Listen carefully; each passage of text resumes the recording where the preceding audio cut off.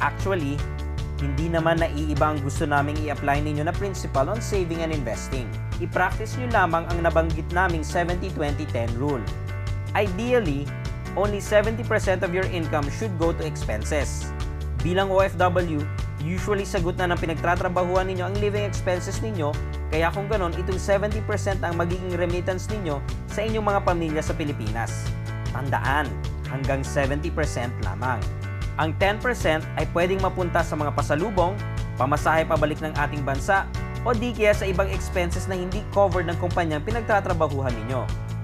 As usual, the 20% should go to your savings and investments.